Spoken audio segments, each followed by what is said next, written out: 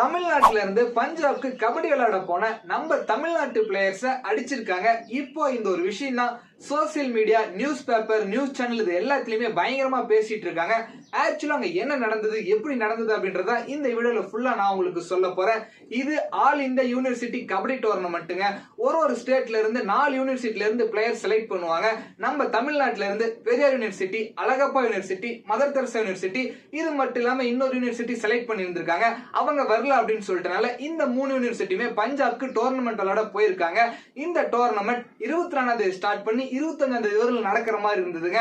முதல் நாள் பெரியார் யூனிவர்சிட்டி, அதே மாதிரி அழகப்பா யூனிவர்சிட்டி இவங்க நல்லாவே விளையாண்டு இருந்தாலுமே அங்க ஒன் சைடா கேம் பிளே பண்ணனால இந்த 2 யூனிவர்சிட்டியுமே எலிமினேட் ஆயிருக்காங்க. மதர் தெரசா யூனிவர்சிட்டி நல்லா விளையாண்டதால குவார்டர் ஃபைனல் வரலும் செலக்ட் ஆயிருக்காங்க.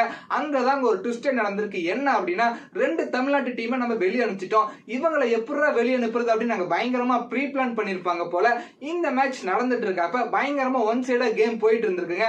அப்ப ஸ்கோர்ல சின்ன பிரச்சனை நடந்திருக்கு. அப்பதான் பாத்தீங்கன்னா இந்த டீமுக்கும் அந்த டீமுக்கும் பிரச்சனை நடந்திருக்கு. அப்ப அந்த பிளேயர்ஸ் அடிச்சுக்கிறப்ப அந்த கேமை கண்டெயின் பண்ணிட்டு இருக்க பஞ்சாப் யூனிவர்சிட்டி கமிட்டியுமே அது எதுவுமே ஸ்டாப் பண்ணாம அவங்களுமே இந்த சண்டையில இன்வால்வ் ஆகி நம்ம தமிழ்நாட்டு பிளேயர்ஸை அடிச்சிருக்காங்க.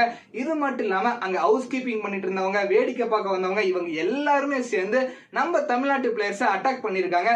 இப்படி சண்டை நடந்துட்டு இருக்கப்ப இந்த டீமை கோச் பண்ற பாண்டியராஜன் அப்படின்ற ஒரு கோச்சை தனியா கூட்டிட்டு போய் அடிச்சிருக்காங்க. அது மட்டும் இல்லாம அவர் அங்க இருக்க லோக்கல் போலீஸ் ஸ்டேஷனுக்கு கூட்டு போயிட்டாங்க. இது தெரிஞ்சதுக்கு அப்புறம் நம்ம பிளேயர்ஸ்க்கு என்ன பண்றது அப்படின்றது தெரியலங்க. இதெல்லாம் மேனேஜ் பண்ணிட்டு இருக்க இந்த டீமோட மேனேஜர் கலையரசி அப்படின்றவங்க வேற ஒருத்தர் மூலியமா இன்ஃபர்மேஷன் பாஸ் பண்ணி அதுக்கப்புறம் நம்ம தமிழ்நாட்டு கவர்மெண்ட் ஹெல்ப் பண்ணிருக்காங்க.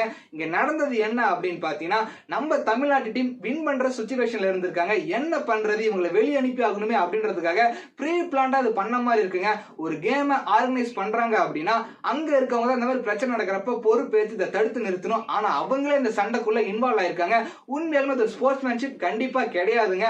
இதனால நம்ம மக்கள் என்ன சொல்றாங்க அப்படின்னா, இந்த கேம் நடத்துற பஞ்சாப் யூனிவர்சிட்டி இனிமேல் எந்த ஒரு டோர்னமெண்ட்டும் நடத்தக்கூடாது, பேன் பண்ணணும் அப்படின்னு சொல்லி கேட்டுட்டு இருக்காங்க. அது மட்டும் இல்லாம நம்ம தமிழ்நாட்டு பிளேயர்ஸ் சாரி கேட்டாகணும் அப்படின்னு சொல்லிட்டு இருக்காங்க. இப்ப நம்ம தமிழ்நாடு டீம் சேஃபா டெல்லி வந்துட்டாங்க. இன்னைக்கு நைட் இல்ல நாளைக்கு பாத்தீங்கன்னா அவங்க தமிழ்நாடுமே வந்துருவாங்க. இதை பத்தி நம்ம தமிழ்நாட்டு பிளேயர்ஸ் என்ன சொல்லியிருக்காங்க அப்படின்னு பாத்தீங்கன்னா, எந்த ஒரு கேமா இருந்தாலுமே சவுத்ல இருந்து நம்ம நார்த்துக்கு விளையாட வரோம் அப்படின்னா அங்க இருக்கவங்க நம்மளை ரொம்ப கேவலமா பாக்குறாங்க. அதே மாதிரி கரெக்டான ஃபெசிலிட்டிஸ் கிடைக்கிறது இல்ல, கேமே அன்பேரா நடக்குது. இதுக்கு நம்ம கவர்மெண்ட் ஏதாவது ரூல்ஸ் கொண்டு வந்தே ஆகணும் அப்படின்னு சொல்லியிருக்காங்க. உண்மையிலுமே இந்த படத்தெல்லாம் பாக்குறப்ப சும்மா எடுக்கிறாங்க அப்படின்னு நினைச்சிட்டு இருக்கோம். இந்த மாதிரி ரியலா சம்பவம் நடக்கிறப்ப தான் தெரியுது எல்லாமே உண்மை அப்படின்றது. சோ இந்த ஒரு விஷயத்துல உங்களோட கருத்து என்ன அப்படின்றத இந்த வீடியோ கீழே கமெண்ட் பண்ணுங்க.